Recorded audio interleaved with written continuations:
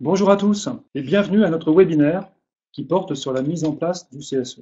Donc, je suis Laurent Ledors, responsable du service juridique de Syndex, et je suis avec Béatrice Bernstein, avocate au cabinet LBBA. Bonjour.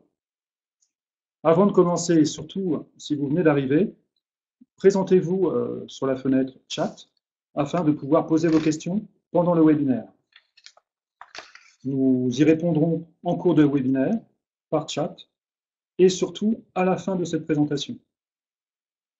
C'est Maureen Dulac, qui travaille également au service juridique de Syndex, qui prendra vos questions et qui commencera à y répondre et qui préparera les réponses pour la fin de la présentation. Voilà, donc je vous propose de rentrer dans le vif du sujet sur la mise en place du CSE. En petite introduction, tout d'abord, c'est un webinaire en 2 épisodes qu'on vous propose. Aujourd'hui, il porte sur la mise en place du CSE et la semaine prochaine, le 20 juin, il portera sur les moyens et le fonctionnement de cette nouvelle instance. Alors, pour ce webinaire, nous partons d'un échantillon d'une vingtaine d'accords. Vingtaine d'accords négociés, signés pour la plupart ou en cours de lettres, qui portent sur des secteurs, des entreprises et des secteurs divers, variés, comme la pharmacie, la métallurgie, les services financiers, les assurances ou encore l'énergie. Alors, bien entendu, il s'agit de premiers retours d'expérience. Ce ne sont pas des statistiques, mais plutôt des tendances, des particularités qu'on observe dans beaucoup d'accords, ceux qu'on a pu observer. Nous nous appuyons également sur les expériences vécues lors de nos missions d'accompagnement auprès des CE ou des négociateurs que nous avons actuellement. Et donc, nous vous apporterons un double regard. Alors, on va commencer par vous présenter ce qu'il faut négocier. Parce que la négociation est le préalable à la mise en place donc, nouvelle du CSE. Et vous devez négocier au moins 2 accords, ce qui paraît logique, puisque le premier accord est l'accord préélectoral, c'est-à-dire celui qui va organiser l'élection de la nouvelle instance, avec certains thèmes qu'on reverra, mais notamment, indépendamment du scrutin à proprement parler, la mixité professionnelle et éventuellement la modification du nombre de sièges et des heures de délégation. Et le deuxième accord, c'est l'accord sur le périmètre dans lequel on va mettre en place le CSE. Est-ce qu'on met en place un comité unique? Est-ce qu'au contraire, on définit des établissements distincts? Du coup, c'est dans cet accord également qu'on va traiter de la commission santé, sécurité, conditions de travail et des éventuels représentants de proximité. Donc, à minima, en effet, il s'agit de négocier ces deux accords, ces 2 blocs. Alors, en pratique, on remarque que la négociation est souvent beaucoup plus large, qu'elle peut engager plusieurs thèmes du dialogue social, comme par exemple les réunions, les consultations ponctuelles et récurrentes, ainsi que le contenu, par exemple, ou l'organisation de la BDES. Souvent, dans les accords qu'on a pu observer, il s'agit d'accords appelés accords de dialogue social. La négociation, de toute façon, elle peut se faire dans des temps différents, elle peut aussi se faire d'une manière globale, unique, mais juridiquement, chaque sujet doit donner lieu à un support, à un accord distinct, parce que les règles de validité des accords ne sont pas les mêmes. Donc, compte tenu des difficultés juridiques probables sur ce type d'accord et pour éviter les écueils. Oui, en effet, les directions sont préparées à cette mise en place, à cette négociation. Ils sont souvent accompagnés des avocats, ce qui nécessite, vous aussi, d'être accompagnés par des conseils. En ce qui concerne le calendrier de mise en place du CSE, alors ce qu'on a pu observer, c'est que la mise en place du CSE intervient en général le plus souvent à l'échéance des mandats. Parfois, ces mandats sont prolongés, ce qui est tout à fait possible pour se donner du temps. Et ce qui est parfois nécessaire, la prolongation des mandats, pour mettre en place de façon simultanée le CSE dans tous les établissements.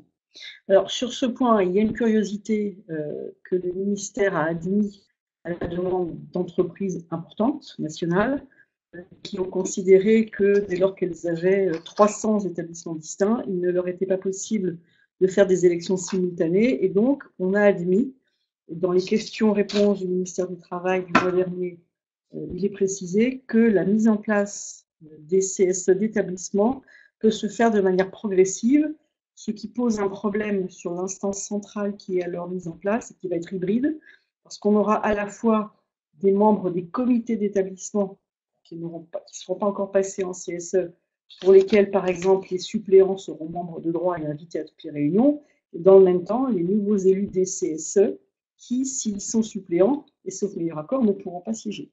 Même chose pour le rôle de la commission centrale santé, sécurité, conditions de travail, qui pourrait être activée par les élus venant des CSE, mais pas par ceux qui viennent des CE. Donc c'est vrai que c'est une tolérance législative et ministérielle, mais qui va poser beaucoup de problèmes pratiques. Petite remarque au passage, dans les cas observés, on a très peu de réduction de mandat. Sauf dans des cas particuliers pour permettre justement d'homogénéiser l'échéance des mandats et de mettre en place de façon simultanée. On prend prétexte de la première fin de mandat dans un des établissements pour aligner les autres et organiser des élections simultanées. En ce qui concerne le niveau de négociation. Alors, en principe, la négociation se fait dans l'entreprise, c'est une négociation unique. On voit parfois, par contre, dans des groupes, des choses un peu différentes. Oui, en effet, on a beaucoup d'accords de groupe, accords au niveau du groupe, qui sont très structurants, qui vont définir pour toutes les sociétés du groupe les instances de représentation du personnel, donc CSE, commission SSCT, représentants de proximité, et les moyens de ces instances. Parfois, ces accords donc négociés au niveau du groupe laissent une marge de négociation pour le fonctionnement ou l'organisation des consultations, par exemple, au niveau de chaque société, au niveau de chaque entreprise. Alors, ce qu'il faut rappeler, c'est qu'en fonction du thème qui est négocié, les règles de validité des accords ne sont pas les mêmes. Quand on parle du périmètre ou quand on parle de l'organisation des consultations, ce sont des accords majoritaires qui ne sont pas rattrapables par un référendum, puisque vous savez que depuis le mois de mai de cette année, les accords peuvent être rattrapés par un référendum si la majorité n'est pas atteinte. Et pour les protocoles d'accords préélectoraux, il n'y a pas de modification, c'est toujours la double majorité qui est requise, majorité en nombre des organisations qui négocient, et parmi les signataires, majorité en voix. Et donc, compte tenu du nombre de sujets à examiner, il faut évidemment du temps. La plupart des accords nécessitent différents sujets et une organisation des négociations est à privilégier, d'où l'intérêt d'avoir un accord de méthode pour savoir comment on va négocier les différents thèmes permettant à la mise en place du CSE et à son fonctionnement une fois que l'élection est passée. Alors, quelques retours d'expérience concernant le protocole d'accord préélectoral. Alors, c'est vrai que sur les protocoles d'accords préélectoraux, il n'y a pas de changement majeur. Bon, tout ce qui est droit électoral pur n'est pas modifié avec le scrutin de liste, le dépouillement des votes, etc. On voit quand même une place plus importante qui est donnée au vote électronique, qu'on retrouve à peu près dans tous les accords que l'on a examinés. Il y a une vigilance accrue et maintenue sur le respect de la mixité des listes avec une présentation de candidats et de candidates proportionnée à la mixité des sexes qui existe dans chaque collège considéré. Et un autre point très important, en ce qui concerne le nombre de titulaires et de suppléants, et également le volume d'heures de délégation défini dans l'accord préélectoral, ce qu'on constate, c'est quand même un alignement des accords sur les minimums prévus par décret, donc en termes de nombre de titulaires et en termes d'heures de délégation. Donc ça conduit en effet à une réduction importante, dans certains cas, des titulaires et des heures de délégation, souvent compensées ensuite dans l'accord de mise en place par des moyens supplémentaires accordés aux représentants de proximité ou aux membres des commissions. Petite nouveauté, en tout cas des ordonnances, c'est désormais dans l'accord préélectoral que l'on peut modifier ou fixer le nombre de sièges à pourvoir et que l'on peut modifier le volume d'heures de délégation qui sont prévues par le décret.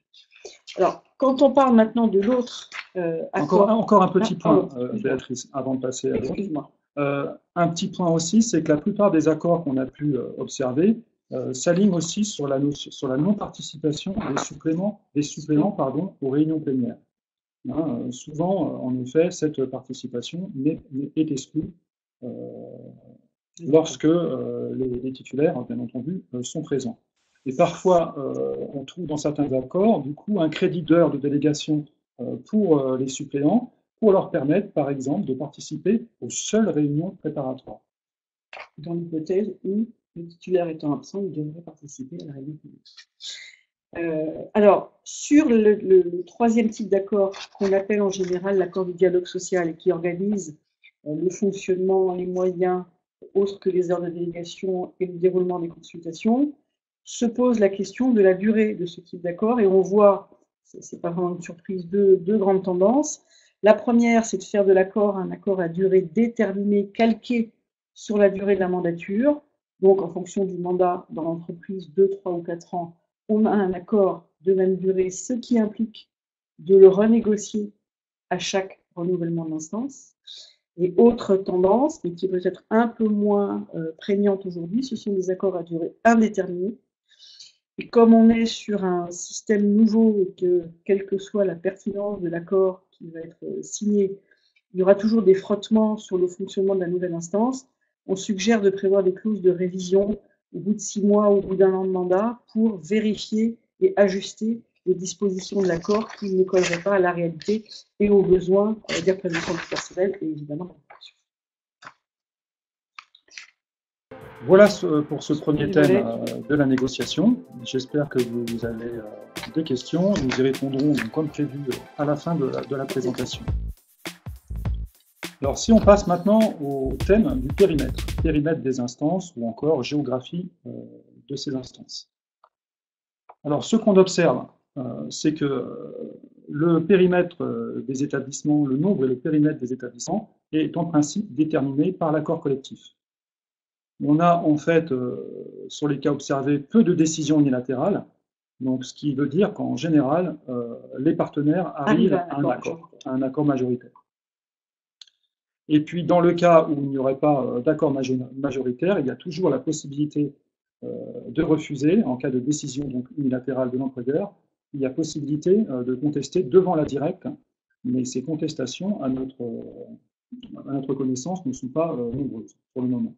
S'il y a un accord, de toute façon, il n'y a pas lieu à contester. Alors, ce que l'on voit aussi, c'est qu'on a quand même, en fonction donc, de l'existant, des situations très diverses. Il n'y a pas vraiment de règles. Soit on reprend et on décalque purement et simplement ce qui existe aujourd'hui, c'est-à-dire qu'on avait des établissements distincts donnés, on retrouvera les mêmes pour le CSE, soit on profite de la négociation pour remettre totalement à plat le périmètre et définir autre chose. Et dans ce cadre, ce qu'on voit, c'est qu'il y a quand même une tendance à la centralisation. En effet.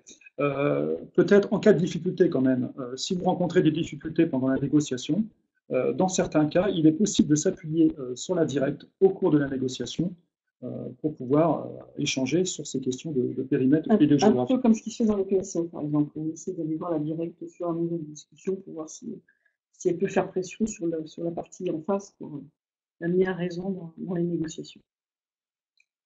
Alors, quelles sont les grandes tendances? Tendance à la centralisation, Béatrice le disait, dans les grandes entreprises.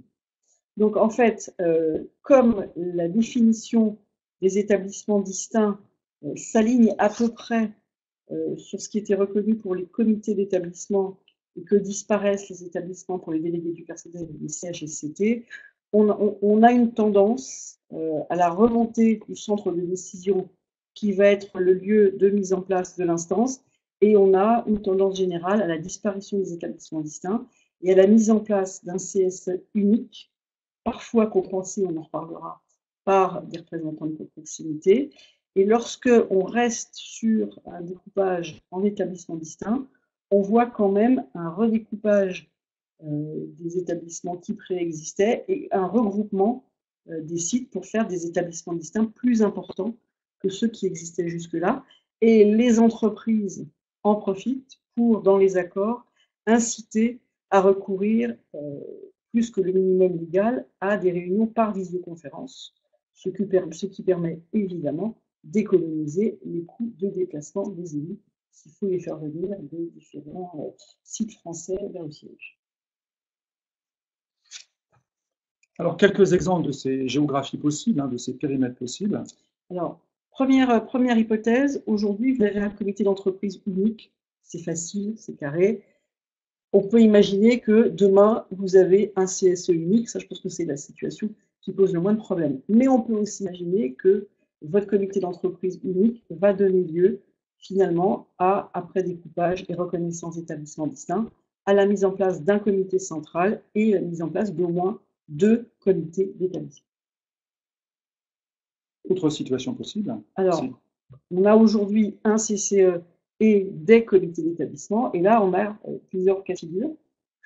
Le premier cas de figure, c'est que on reproduit à l'identique avec un CSE central et le même nombre d'établissements distincts. Donc, on aura autant de CSE d'établissement qu'aujourd'hui de comités d'établissement. Mais on peut imaginer aussi qu'on aura un comité social et économique unique, ou bien un comité central avec moins d'établissements distincts, donc moins de comités d'établissement, ou bien au contraire, un comité central avec plus de comités d'établissement, plus d'établissements distincts. Alors attention lors de ce passage au risque de perte de représentants. Pour l'illustrer, si on compare ces deux solutions, la solution de CSE unique et la solution d'un CSE central avec un nombre d'établissements, si on donne quelques indicateurs, si vous êtes dans une entreprise, par exemple, avec un effectif de 1200 salariés, en CSE unique, vous aurez, si on se réfère au décret, en CSE unique, donc premier cas, en rose sur le schéma, vous aurez 17 titulaires et 408 heures de délégation au total. Par contre, avec un découpage en 4 CSE d'établissement, par exemple, de 300 salariés chacun, si vous passez à un découpage en établissement, c'est 44 titulaires et non pas 17 que vous aurez, et 968 heures de délégation pour le CSE. Donc c'est le périmètre, en effet, le découpage va influer énormément sur le nombre de représentants, soit 2,5 fois plus de titulaires dans un cas et 2 fois plus d'heures. Après le thème de la géographie, on peut passer au thème de la commission SSCT. Alors, quelques remarques par rapport aux accords que nous avons pu observer. Dans de nombreux cas, on trouve des commissions SSCT à partir de 50 salariés, alors que la loi ne prévoit ces commissions qu'à partir de 300 salariés. Donc, on regarde ce qui existait pour les CHSCT. Voilà, c'est une marque de reconnaissance de l'importance des questions sécurité, santé, conditions de travail. Parfois aussi, dans quelques accords, on retrouve des commissions SSCT distinctes, c'est-à-dire, par exemple, plusieurs commissions SSCT pour un même CSE ou CSE d'établissement. Enfin, quelques accords intéressants fixent les articulations entre les différentes instances, notamment entre la commission SSCT et le CSE, entre la commission SSCT centrale et la commission SSCT locale, ou les commissions SSCT locales dans ces cas-là, ou encore une fois, entre la commission SSCT et les représentants de proximité lorsqu'ils existent. Par exemple, dans un accord, au moment des consultations, il est prévu qu'un rapporteur de la commission SSCT fasse une synthèse au démarrage de la réunion du CSE, une synthèse sur les aspects SSCT, et dans tous les cas, avant la remise de l'avis du CSE. Cette articulation, elle doit être réfléchie en fonction des moyens qui sont donnés à la commission SSCT, qui sont définis dans l'accord, puisque la loi prévoit que la commission reprend les attributions en matière de santé, sécurité et conditions de travail que le comité vient de donner, sauf les deux limites prévues par la loi, c'est-à-dire la consultation et l'expertise. Et certains accords qu'on a pu voir montrent que toutes les attributions relatives à la santé, sécurité et conditions de travail sont transmises à la commission, le comité ne se réservant que la consultation et le recours à l'expertise, mais dans d'autres accords, c'est modulé à la carte. Il n'y a pas de règle particulière. Et c'est donc en fonction de ce que le CSE va transmettre, il va falloir définir d'une part les moyens donnés à cette commission, les moyens en temps, donc en heures de délégation, étant rappelé Et la commission SSCT est une commission du CSE et que la loi exige que ses membres soient des élus. Et donc, si vous ne négociez pas de moyens spécifiques, les seuls moyens de la commission seront les moyens que les élus tiennent de leur mandat au sein du CSE, avec une difficulté spécifique, puisque les élus qui siègent à la commission peuvent être des suppléants, et que les suppléants ne bénéficient pas d'heures de délégation, sauf si elles sont négociées dans un accord sur les moyens. Ils peuvent éventuellement avoir des moyens dans le cadre de la mutualisation des heures de délégation, c'est un autre sujet, mais en tout cas, si rien n'est prévu sur les moyens donnés à la commission SSCT, son rôle et son efficacité vont rapidement tourner court. Alors, on va vous livrer quelques exemples, hein, cette fois-ci de périmètre, mais avec des commissions SSCT. Alors, ce sont des exemples tirés de cas réels. Hein. Alors, dans le premier cas, on part toujours de la même situation ici, c'est-à-dire la situation d'un comité central d'entreprise avec trois comités d'établissement distincts, dont un de plus de 300. Et donc, dans ce cas réel, on a en effet, on avait en plus 4 CHSCT, dont 2 dans l'établissement de plus de 300. Il est possible, en effet, avec la mise en place du CSE unique, comme on l'avait souligné, qu'il y a une centralisation, hein, donc avec la création d'un seul CSE unique, mais dans ce cas-là, il faudra aussi une commission SSCT centrale, contenue unique, excusez-moi, une commission SSCT dans ce cas-là unique, puisqu'on est au-dessus du seuil pour l'entreprise de 300 salariés. Et en effet, la disparition des niveaux locaux, hein, que ce soit comité d'établissement ou CHSCT, sont compensés dans ce cas-là par la négociation de représentants de proximité qui vont jouer un rôle assez large en matière SSCT d'une part, mais aussi en matière anciennement délégué du personnel. On va en parler. Autre exemple, on part toujours du même point de départ. Béatrice, si tu veux le commenter. Donc on a toujours notre comité central qui reste. On va avoir un CSE central. On va avoir des CSE d'établissement dans le périmètre où on avait des comités d'établissement. La nouveauté, c'est qu'on met en place obligatoirement une commission santé, sécurité, conditions de travail au niveau du CSE central. Et, dans l'accord que nous avons vu, une commission SSCT dans les termes stricts de la loi, c'est-à-dire dans le seul établissement qui emploie plus de 300 salariés. Puisque la loi dit qu'elle est obligatoire à partir de 300 salariés. Il n'est pas interdit de la négocier dans les établissements qui emploient moins de 300 salariés. Et quand ça n'est pas négocié, on est tenu par le seuil légal. Et dans le cas précis, là où il n'y avait pas 300 salariés, l'accord a mis en place des représentants de proximité, en quelque sorte pour compenser l'absence de commission et pour leur donner des attributions spécifiques en termes de santé, sécurité et conditions de travail. Justement, parlons-en un petit peu de ces représentants de proximité. C'est le dernier thème du webinaire. Alors, les représentants de proximité, ils sont facultatifs. Et conventionnels. Si on ne les négocie pas, il n'y en aura pas.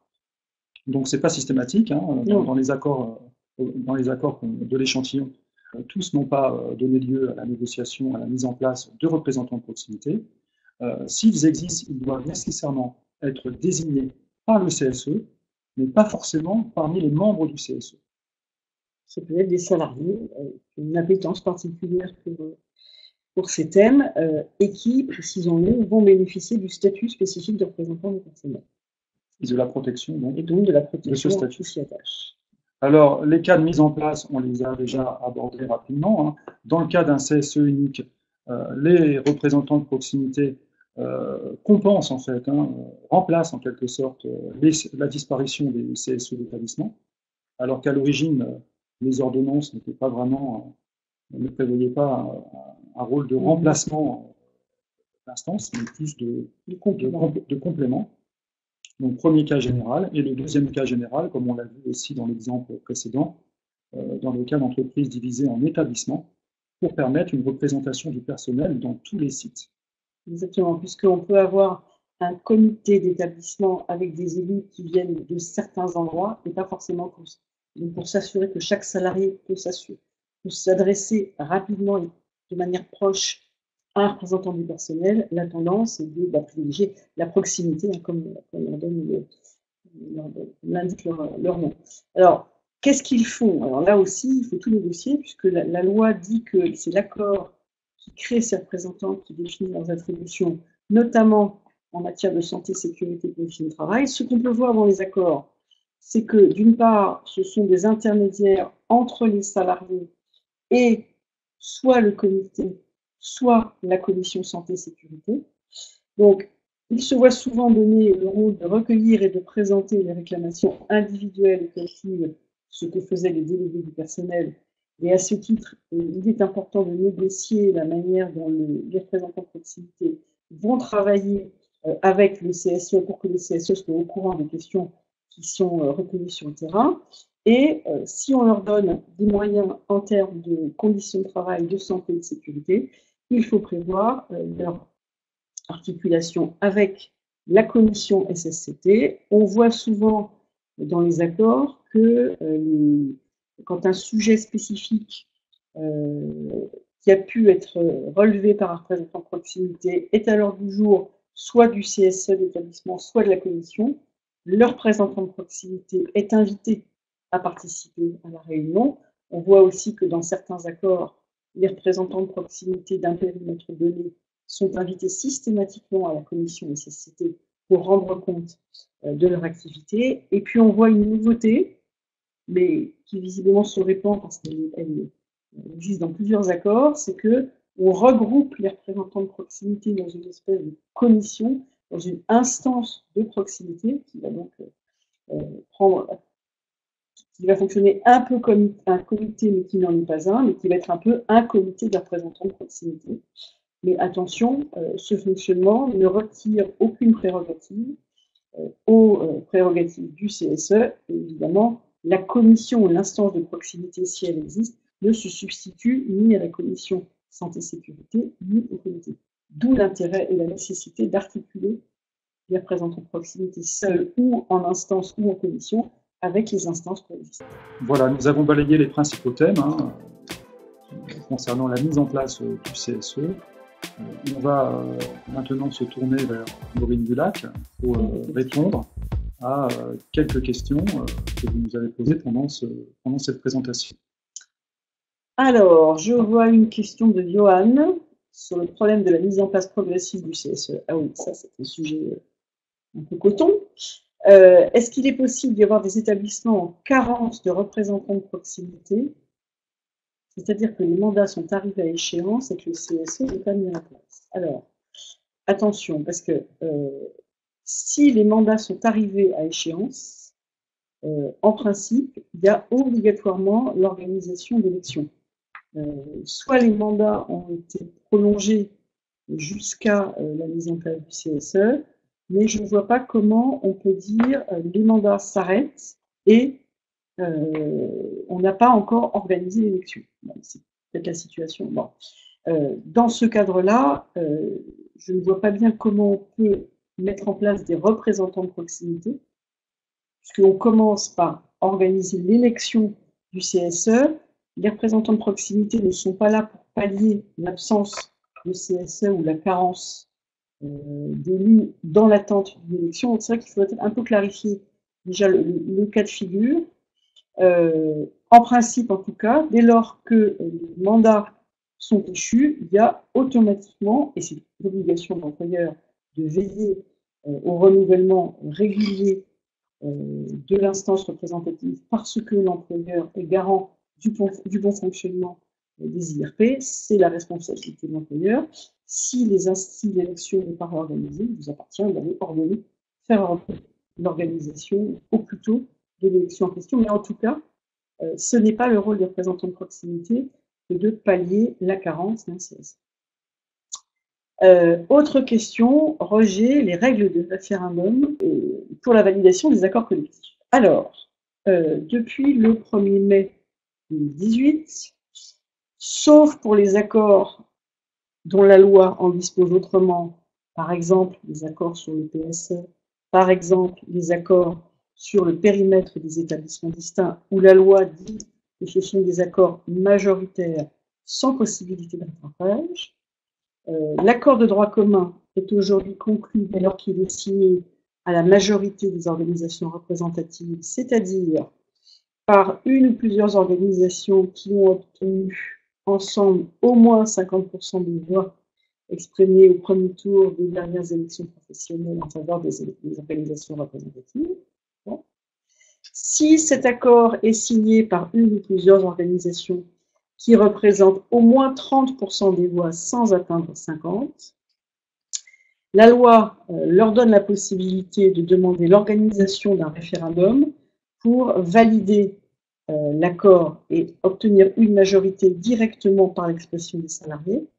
Donc, dans un premier temps, les organisations ont un délai d'1 mois pour demander l'organisation de ce référendum, délai qui en fait est conçu pour permettre à d'autres organisations non signataires d'éventuellement se joindre et permettre par leur signature de dépasser le seuil de 50%. Et donc, au bout d'1 mois, si le référendum est réclamé, l'employeur le met en place et la majorité des représentants des salariés qui vont s'exprimer vont permettre de valider l'accord.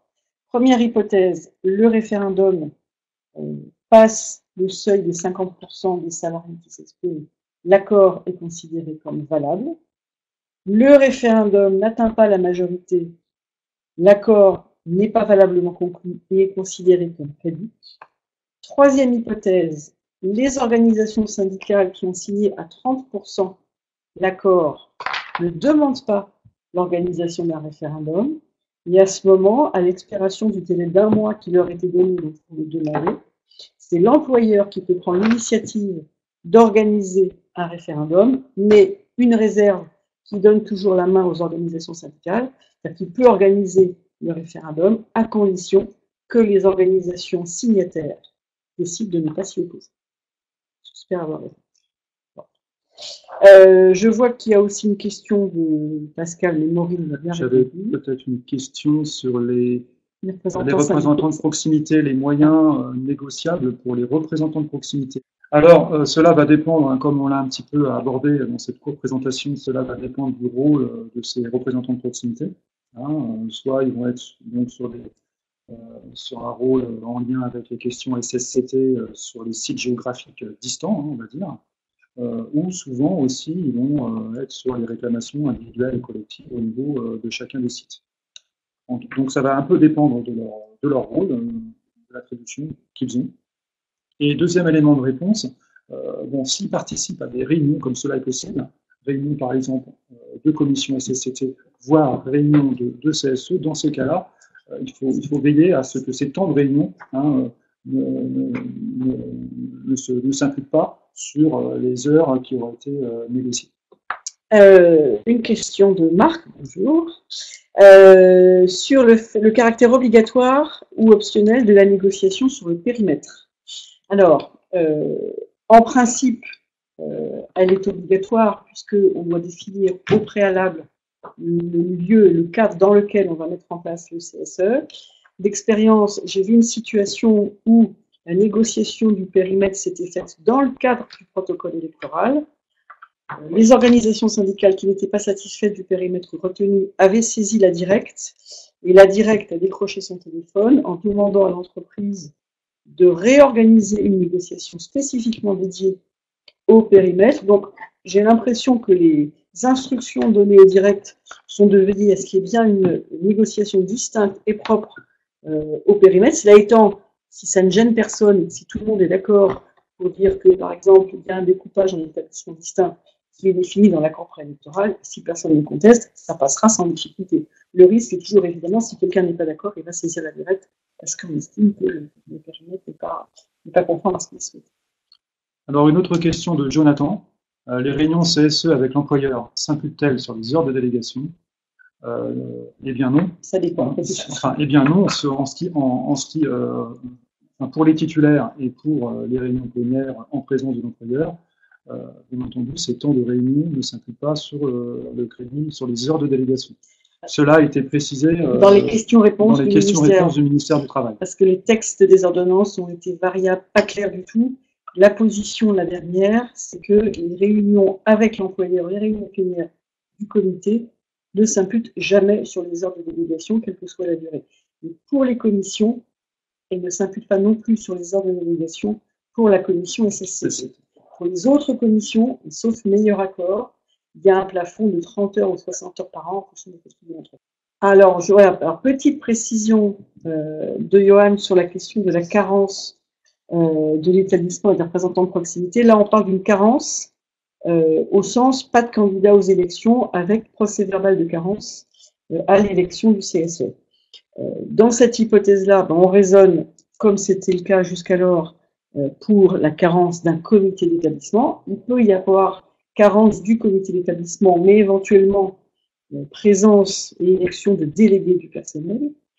Il peut, dans ce cas, donc avoir éventuellement désignation de représentants de proximité dans le périmètre où devait être mis en place un CSE d'établissement. Mais attention, les représentants de proximité n'ont pas le même rôle que ce que faisait le CSE, et notamment aucune prérogative consultative et aucune donnée tendant à la gestion de l'entreprise ou à l'économie ne pourrait être confiée aux représentants de proximité. Donc, il pourra y avoir une représentation du personnel sur le site par l'intermédiaire des représentants de proximité, mais ils ne remplaceront pas le CSE.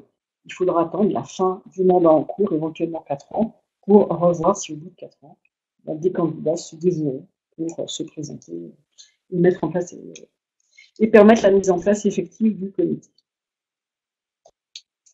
Nous avons également une question de Charlotte.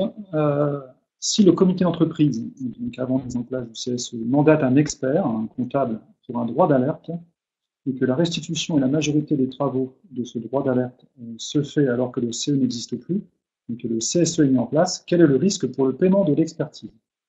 Alors sur le droit d'alerte, juste une remarque, c'est à l'instance de réaliser un rapport avec l'aide de l'expert et de décider de remonter ce rapport aux instances de gouvernance pour pouvoir obtenir une réponse des instances de gouvernance.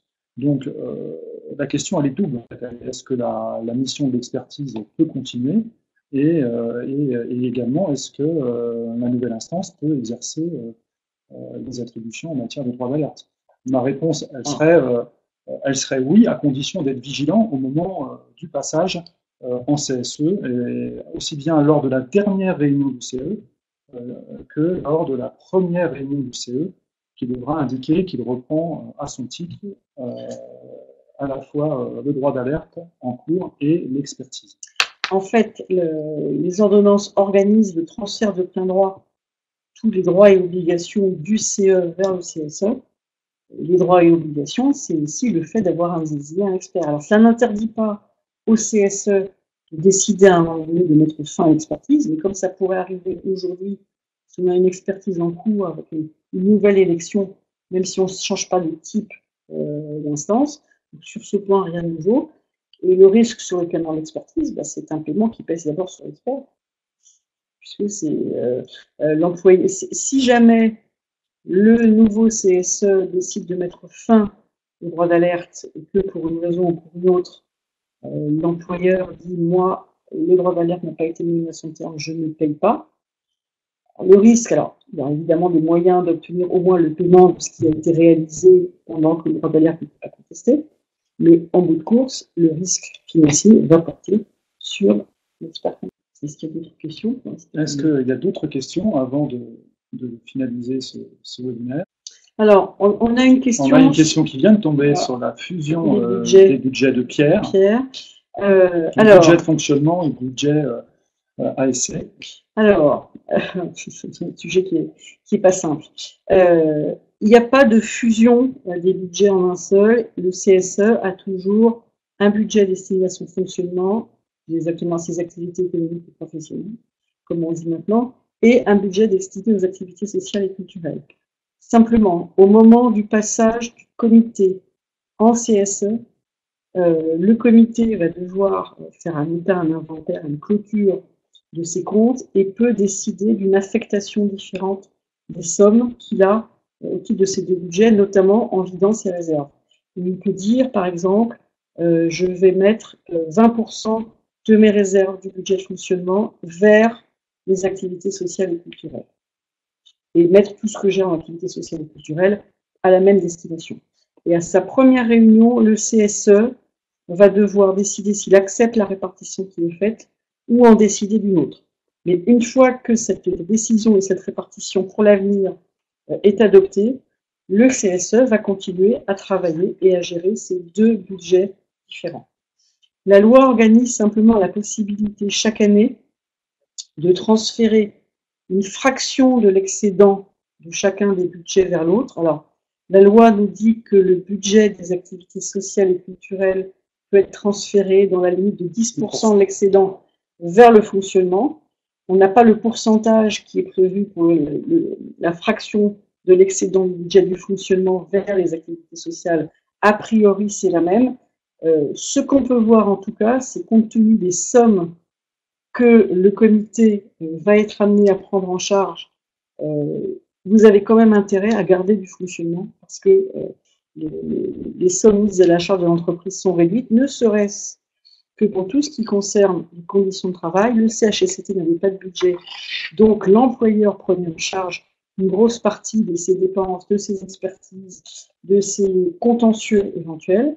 Maintenant, les conditions de travail sont assumées par le CSE, et donc tous ces éléments sont financés par le budget de fonctionnement du CSE.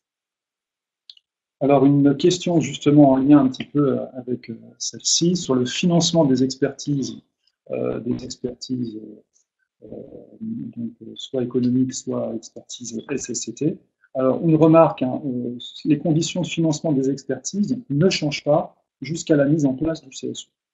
Donc, les expertises qui sont aujourd'hui engagées au niveau du comité d'entreprise ou au niveau du CHSCT ne changent pas en termes de prise en charge. Donc, ce n'est que lors de la mise en place du CSE que s'appliquent les nouvelles dispositions. Alors, en effet, il y a plusieurs missions d'expertise qui vont être avec le CSE en cofinancement, avec une prise en charge de 20% sur les moyens, sur le budget de fonctionnement du futur CSE, notamment sur les expertises sur projet, SSCT, impact conditions de travail, mais également, par exemple, on en a parlé de cette présentation, également sur les droits d'alerte. Donc reste à 100% les expertises risques graves en ce qui concerne les experts SSCT et les expertises politiques sociales, situation économique et financière et également les expertises en lien avec les PSE. Alors, pour faire le lien avec la question qui précède, les ordonnances prévoient une clause qui, en cas de non-transfert des excédents, justement des excédents du budget de fonctionnement vers le budget d'ASC, en cas de non-transfert pendant 3 ans, et en cas de budget insuffisant du CSE, lorsque ces deux conditions sont réunies, donc l'absence de transfert pendant 3 ans d'une part, et l'insuffisance du budget au moment de l'expertise, dans ce cas-là, ces deux conditions sont réunies, ce sera à l'employeur de financer intégralement l'expertise. On charge ensuite pour le comité de ne pas transférer l'excédent éventuel de ce budget de fonctionnement pendant les 3 ans qui viennent. C'est quand même une condition assez restrictive. L'idée, c'est quand même d'élargir le cofinancement des expertises. On a une autre question sur les référents santé, sécurité au travail. Si vous pouvez, Roger, apporter des précisions. Est-ce que c'est quelque chose, parce que vous êtes dans un secteur professionnel particulier, est-ce que c'est quelque chose qui est instauré par un accord, mais juridiquement, le référent santé-sécurité ne me dit rien. Voilà, donc c'est la désignation d'un référent. Je crains fort, il faudrait vérifier si cette disposition de 2012 est maintenue malgré les ordonnances. Donc vous pourrez donc on pourra prolonger l'échange après ce webinaire. On va prendre une dernière question, si elle arrive, sinon on va conclure. Donc c'est la fin de ce webinaire. Il est temps de nous quitter. Hein. N'oubliez pas, pour la suite, nos prochains rendez-vous, donc le prochain webinaire sur la mise en non pas sur la mise en place du CSE, mais sur les moyens de fonctionnement du CSE. Donc ce sera à la même heure qu'aujourd'hui, ce sera le 20 juin prochain. Vous pouvez également vous rendre sur notre site www.syndex.fr dans la rubrique Actualité pour voir quand auront lieu nos prochaines matinées débats. matinées débats qui se tiennent dans nos différents groupes de région. Hein, c'est l'occasion, lors de ces matinées débats, de se rencontrer, de poser vos questions dans un cadre convivial et sympathique. Pour être tenu au courant de nos prochains webinaires, pour recevoir nos actualités, vous pouvez aussi vous inscrire sur notre newsletter et nous suivre sur les réseaux sociaux. Et puis, n'hésitez pas à évaluer ce webinaire et à le recommander, puisque nous aurons une version replay qui sera disponible en ligne d'ici la fin de semaine. Enfin, si vous voulez nous contacter, cliquez sur le bouton sur votre écran et on vous rappellera rapidement. À très bientôt et merci de votre attention et de vos questions. Bonne journée à tous.